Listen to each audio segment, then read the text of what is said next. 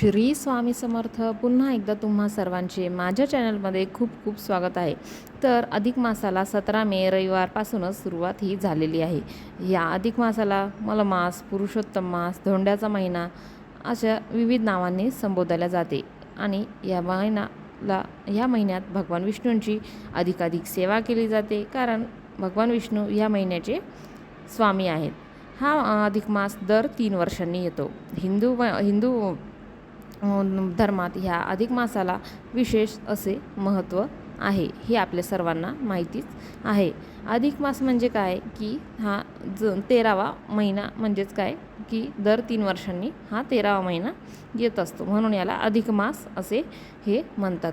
तर ह्या अधिक मासात भगवान विष्णूंची सेवा तर आपण करतोच, पण त्याचसोबत आपण दान धर्म, बाकीचे पारायण जसे की शिवलीलामृत पारायण, गुरुचरित्र पारायण, संक्षिप्त गुरुचरित्र सप्तशतीसार, मल्हारी सप्तशती, दुर्गा सप्तशती, अजून स्वामीचरित्र सारामृत पारायण, असं आपण बरंच आपल्याला म्हणजे प्रत्येकाला यथाशक्ती जे सेवा करणे, पारायण करणे जमेल ती सेवा, पारायणे, व्रत, वैकल्ये आपण हे करत असतो. पण यासोबतच म्हणजे अर्थातच भगवान विष्णूंची सेवा तर ही आपण करतोच, कारण हा महिनाच भगवान विष्णूंना समर्पित आहे.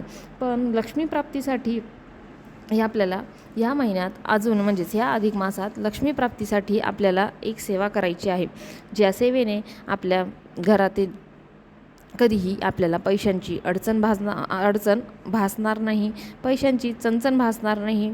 आपल्यावर माता लक्ष्मीची सदैव कृपा राहील. आपल्या घरात लक्ष्मी ही अखंड नांदेल.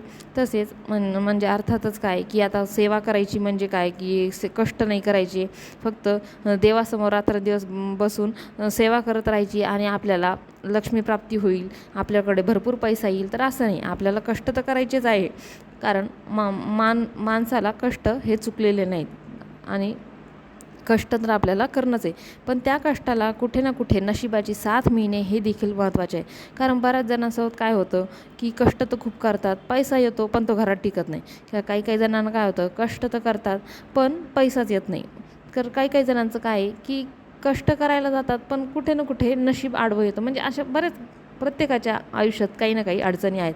कुठलाच मनुष्य हा सुखी नाही. तर ती जी नशिबाची साथ आपल्याला गरजेची आहे, तर त्याच्यासाठी आपल्याला ही सेवा करायची आहे. अर्थातच आपण भगवान विष्णूंची सेवा करत आहोत आणि माता लक्ष्मीला भगवान विष्णूंची सेवा केलेली प्रिय आहेच. म्हणजे अर्थातच काय की जो भक्त भगवान विष्णूंची सेवा करणार त्याच्यावर माता लक्ष्मी ही सदैव प्रसन्न राहणार. पण त्या व्यतिरिक्त आपण भगवान विष्णूंच्या बरोबरीनेच माता लक्ष्मीची सेवा जर केली तर आपल्याला दोघांचीही कृपा लाभेल. तर ही जी सेवा आहे ही अगदी सहज सोपी आहे. या सेवेला काही फार जास्त वेळ नाही लागत. सेवा अगदी 5 मिनिटाची आहे. तुम्ही सकाळी किंवा संध्याकाळी तुमच्या सवडीनुसार वेळ भेटेल तेव्हा ही सेवा करू शकतात. तसं तर ही सेवा आपण नवरात्रात करतच असतं, जसं की शारदीय नवरात्र आहे, गुप्त नवरात्री आहे, शाकंभरी नवरात्री आहे, चैत्र नवरात्री आहे, किंवा मंगळवारी म्हणा, जसं की मंगळवार हा देवीला आहे तर देवीचा वार आहे, तर मंगळवारी, शुक्रवारी, पौर्णिमेला आपण ही सेवा करतच असतो. पण त्या व्यतिरिक्त आपण ह्या अधिक मासात दररोज वेळात वेळ काढून अगदी 5 मिनटं जरी ह्या सेवेसाठी दिले तर त्याचे आपल्याला फळप्राप्ती होईल. कारण ह्या अधिक मासात अशी मान्यता आहे की आपण जेवढी सेवा करतो त्याचे अधिक पटीने आपल्याला त्याचे फळ मिळत असतो. तर विचार करा, जर तुम्ही फक्त रोज 5 मिनटं जर ह्या सेवेसाठी दिले तर त्याची तुम्हाला कितीतरी पटीने फलप्राप्ती होईल. म्हणून ही सेवा आपल्याला करायची आहे. ही हाताशी आलेली संधी आपल्याला सोडायची नाही आहे. तर सेवा काय आहे की आपल्याला अगदी कुंकुमार्चन करायचं आहे. आता हे तुम्हाला माहितीच आहे की कुंकुमार्चन म्हणजे काय. तर कुंकुमार्चन आपल्याला अर्थातच ह्या महिन्यात आपल्याला कुंकुमार्चन करायचे आहे. कुंकुमार्चन करायला तसे अगदी सोपे आहे. प्रत्येकाच्या देवघरात देवीचा कुठल्या ना कुठल्या देवीचा फोटो असतो, किंवा श्रीयंत्र तरी असते, किंवा देवीची मूर्ती तरी माता लक्ष्मीची मूर्ती तरी असते, माता लक्ष्मीचा फोटो तरी असतो, किंवा नाही काही तर तुमच्याकडे तुमच्या कुलदेवीचा टाक हा असेलच. जर ते देखील जर तुमच्याकडे नसेल तर अगदी तुम्ही 1 रुपयाचे नाणे घेऊन त्याच्यावर देखील हे कुंकुमार्चनची सेवा ही करू शकता. तर सेवा कशी करायची की अगदी सकाळी तुम्ही शुचिर्भूत होऊन देवपूजा केल्यानंतर किंवा संध्याकाळी दिवे लावण्याच्या सायंकाळच्या वेळेस जेव्हा तुम्ही देवापाशी दिवा लावता त्यावेळेला तुम्ही ही सेवा करू शकता.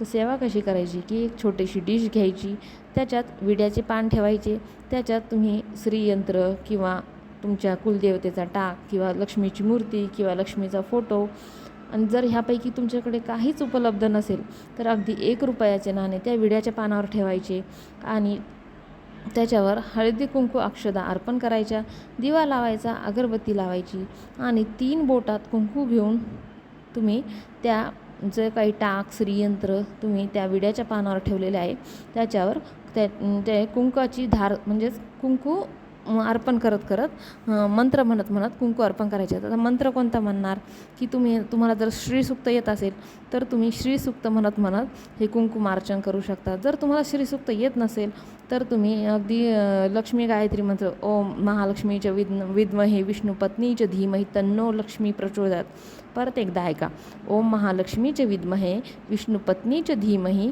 तन्नो लक्ष्मी प्रचोदयात हा मंत्र म्हणत म्हणत देखील तुम्ही त्या जो काही तुम्ही मूर्ती टाक ठेवलेला आहे त्याच्यावर कुंकुमार्चन करू शकता. जर तुम्हाला हे देखील जर म्हणणं शक्य नसेल तर तुम्ही अगदी तुम्हाला लक्ष्मीचा जो कोणता मंत्र येत असेल ते म्हणत म्हणत तुम्ही कुंकुमार्चन करू शकता. किंवा अगदी सरळ सोपं 999 मंत्र जो आहे ओम ऐं ह्रीं क्लीं चामुंडाय विच्चे, 999 मंत्र हा आहे ओम ऐं ह्रीं क्लीं चामुंडाय विच्चे. हा मंत्र म्हणत म्हणत 3 बोटांनी तुम्हाला त्या मूर्तीवर किंवा टाकावर कुंकू हे अर्पण करायचे आहे. कुंकू 3 बोटांनी म्हणजे काय की मधले बोट, त्याच्या बाजूला अनामिका आणि अंगठा, तर्जनीचा वापर करायचा नाही. ह्या 3 बोटांनी तुम्हाला देवीवर कुंकू अर्पण करायचे आहे. आणि ही सेवा अगदी तुम्हाला फक्त 5 ते 7 मिनटं फक्त लागणार आहेत. तुम्ही एक तर सकाळी करा किंवा संध्याकाळी करा, पण मी म्हणेल की शक्यतो तुम्ही सायंकाळी दिवे लावणीच्या वेळेसच करा, कारण दिवे लावणीच्या वेळेला लक्ष्मी आगमनाची वेळ असे देखील म्हटलं जातं. तर त्यावेळी जर तुम्ही ही सेवा केली तर तुम्हाला त्याचा जास्त फायदा होईल असं मला वाटते.